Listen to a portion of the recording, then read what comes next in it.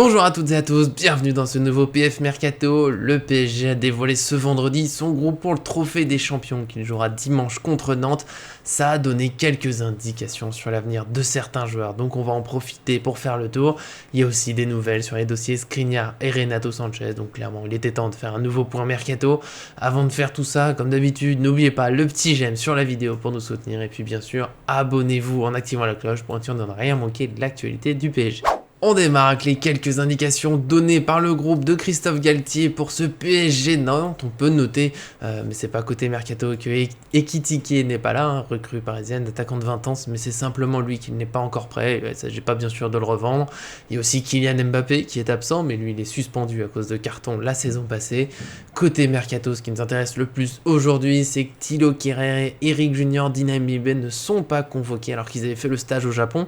Donc ils ne faisaient pas partie du premier groupe d'indésirables, Wijnaldum, Herrera, Rafinha, Kurzawa, Draxler, eux évidemment ne sont toujours pas convoqués, mais visiblement ils sont rejoints par Kehrer et Dinaï Mibé. Kehrer c'était déjà évoqué un petit peu la veille, les médias disaient qu'il avait intégré le groupe des indésirables, et bien ça se confirme, en tout cas avec deux absents, donc Ekitike et Mbappé, il est déjà pas dans le groupe, donc clairement Christophe Galtier globalement ne compte pas sur lui pour cette saison. Donc ils ont fait le voyage peut-être pour se montrer un peu dans l'espoir d'une vente ou au moins d'un prêt, ou alors juste simplement parce que le recrutement n'était pas assez avancé et que Galtier voulait pouvoir faire tourner au cours du stage. En tout cas, c'est clair, ils sont sur le départ, c'est pas complètement illogique, je pense qu'on peut être honnête. Kehrer, il est capable d'être très bon, et je trouve qu'il y a des matchs où il faut le souligner, il a fait des belles prestations avec le PSG. Mais globalement, il reste un peu irrégulier, quelques grosses erreurs, pas seulement contre Manchester United, même si ça reste la plus marquante, mais c'est vrai que parfois, il donne pas de sécurité, on va dire la sécurité qu'il faut, tant en défense, on l'a vu encore dans ce stage, quelques relances un peu ratées, des têtes dans l'axe, c'est un peu dangereux, donc c'est pas illogique, vu la concurrence au PSG, les ambitions très élevées qui soient un peu poussées vers la sortie. Pour Dinaï Mibé, c'est un jeune Titi, c'est un Titi parisien, on l'apprécie, combatif, il a quelques qualités, il n'y a pas de souci. Je pense que ça peut faire un très bon joueur de Ligue 1 ou dans un championnat peut-être qui jouera à l'Europa League ou autre. Après, on ne sait jamais, il pourrait se développer. Mais bon, il a 22 ans maintenant, globalement, il ne s'impose pas particulièrement au PSG. Là, sur la tournée estivale, il a dû dépanner à droite, ça ne l'aidait pas forcément. Il a réussi quelques bonnes choses, mais je ne pense pas que ce soit un joueur extraordinaire. Et donc, un départ du PSG, c'est loin d'être illogique. Il faut vendre un peu, il faut remplir les caisses. Et donc que lui fasse partie des départs, ça a du sens. Après, il faut encore trouver ces fameux départs pour ces deux joueurs. Du côté de Kehrer, il y a le FC Séville qui a été évoqué ces derniers jours pour remplacer Jules Koundé, qui est parti au FC Barcelone. C'est une possibilité, pourquoi pas, ça ferait une belle destination pour lui, un club où il pourrait être plus important qu'au PSG, jouer plus régulièrement, peut-être que ça lui ferait du bien. En tout cas, ça peut aider à rester en sélection avec l'Allemagne, ce qui va beaucoup compter, notamment pour jouer la Coupe du Monde en novembre. Et ça serait une bonne destination. En tout cas, le FC Séville cherche un défenseur, donc pourquoi pas. Mais il n'y a pas beaucoup plus de précision pour le moment. Donc on va rester prudent et patient là-dessus. Pour Dinaï Mibé, il y a eu Nice, un petit peu la Ligue 1, quelques autres clubs, l'Allemagne aussi, mais pour l'instant des offres plutôt refusées. Un prix autour de 5-10 millions d'euros, c'est assez flou, mais il y a plusieurs pistes, donc on peut espérer que quelque chose soit trouvé pour lui. Il y avait déjà notamment des intérêts l'hiver dernier, mais le PSG n'avait pas voulu le prêter. Donc on espère que ça va se dessiner. En tout cas, c'est des joueurs que le PSG veut plutôt faire partir, il va falloir y arriver. Ça va être un peu la mission du mois d'août, mission départ, peut-être quelques recrues en plus, on va en parler juste après. Mais globalement, on attend encore beaucoup de départs, mais bon, on va espérer aussi des arrivées, on veut parler de tout ça. En attendant, vous, donnez bien sûr votre sentiment sur Kehrer, Dinaï Mibé, peut-être que vous êtes particulièrement fan, que vous comprenez pas que le PSG veuille s'en séparer. Pourquoi pas, on est à l'écoute, il n'y a pas de souci, tout que c'est dans le respect et la bonne humeur. On passe aux espoirs d'arrivée du côté du PSG. On sait que c'est des dossiers évoqués depuis un moment, mais ça se redessine un peu. On a de nouveau de l'optimisme et donc on partage ça avec vous. C'est Renato Sanchez et Milan Skriniar. Attention, on n'est pas en train de dire qu'ils vont arriver dans les prochains jours, mais c'est pas impossible non plus. Du côté de Renato Sanchez, je rappelle, un milieu de 24 ans sous contrat jusqu'en 2023 à Lille.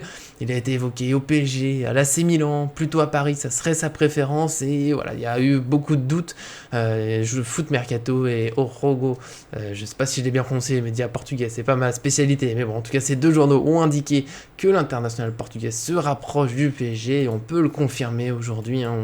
Clairement, Renato Sanchez, lui, est prêt à venir à Paris, il signerait un contrat de 4 ans plus une saison en option, et ça serait à l'issue d'abord d'un prêt. C'est ça qui se dessine pour l'instant comme transfert, un prêt avec une option d'achat. une option quasiment obligatoire, parce que on dit que la condition ce serait que le PSG termine sur le podium en Ligue 1, on va dire que si c'est pas le cas, il y aura d'autres catastrophes que de ne pas garder Renato Sanchez, et l'option d'achat devrait être d'à peu près 11 millions d'euros, au moins un peu plus de 10 millions, après c'est les petits derniers détails à régler. On reste toujours prudent tant que l'accord n'est pas signé, déjà parce que le mercato fait que tout peut changer très vite, c'est là où c'est toujours difficile de donner des infos précises sur le mercato, et puis de toute façon, voilà, les chiffres, les dernières négociations, parfois ça se base sur un dernier million, sur un dernier détail, sur une dernière option, mais globalement ce qui est assez sûr, c'est que Renato Sanchez se rapproche du PSG, ce serait lui le deuxième renfort au milieu de terrain après Vitinha, qui est arrivé très vite cet été. Va falloir espérer bien sûr que les blessures le laissent tranquille, qu'il puisse confirmer, c'était un grand espoir portugais, à l'Euro il avait impressionné, mais c'est l'Euro c'était en 2016, il y a eu le passage au Bayern Munich, trop de blessures, à Lille, quelques très bons matchs, quelques moins bons. On verra comment ça se passe, évidemment, on va espérer, en tout cas s'il vient on va le soutenir à fond, ça peut être une bonne piste, une piste pas trop chère, parce que le PSG évidemment a des moyens, mais pas non plus dépenser dans tous les sens, et justement l'autre piste, Milan Skriniar, lui, aux dernières nouvelles, c'est toujours dans les 60-70 millions d'euros, et c'est aussi pour ça que Paris peut pas non plus faire trop de folie au milieu de terrain, Vitinha c'était déjà 40, il y a Nuno Mendes qui était déjà une belle somme, et Kitike aussi, donc voilà. Mais bon, pour Skriniar, défenseur central de 27 ans, sous contrat jusqu'en 2023 à l'Inter Milan, il y a eu discussion même pour une prolongation de contrat, c'est même revenu ces derniers jours, alors qu'il y avait d'abord eu la rumeur d'une signature au PSG assez rapide, mais voilà, ça a un peu bloqué, c'est compliqué, l'Inter Milan ne veut pas lâcher facilement son défenseur, le PSG, comme je le disais avant, ne veut pas faire trop de grosses dépenses, et donc éviter un forcing sur un joueur, et donc ça négocie pour chaque détail. Il y a eu quand même ces derniers jours Foot Mercato qui a indiqué que le transfert avance dans le bon sens, alors que la presse italienne indique plutôt que l'Inter Milan voudrait garder son joueur, voire le prolonger. Mais nous, on peut affirmer que non, c'est bien du côté de Foot Mercato qu'on se tourne, c'est Skriniar qui devrait arriver au PSG. Il y a bien eu une réunion cette semaine pour avancer, ça va dans le bon sens, le PSG est optimiste.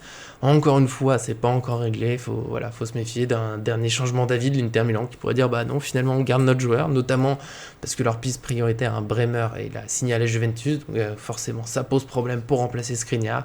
Mais globalement, voilà, je le redis, le PSG est optimiste, il y a un bon espoir que ça se fasse.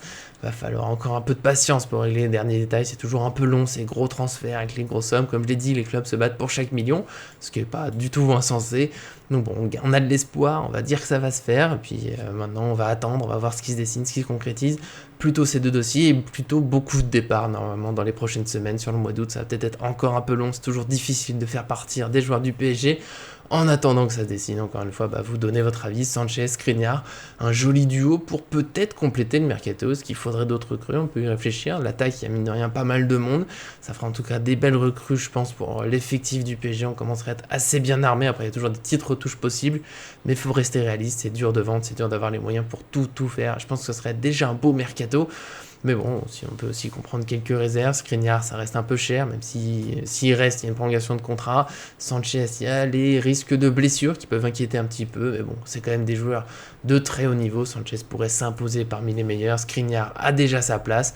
On verra en tout cas comment ça se passe. Dans tous les cas, on se retrouve très vite, certainement avec un point de main sur l'effectif parisien, justement pour y voir clair avec les nouvelles certitudes qu'on a. Kerrer, Dynamimbe sur le côté, les changements peut-être encore nécessaires dans l'effectif. Et puis après, bien sûr, le trophée des champions, équipe aussi, pronostic, débrief, tout reprend. Donc il faut s'abonner pour être sûr de ne rien manquer. Et puis bien sûr, merci pour aujourd'hui à Guinaï pour le montage, c'est toujours important. On ne le voit pas dans les vidéos, mais son rôle reste essentiel.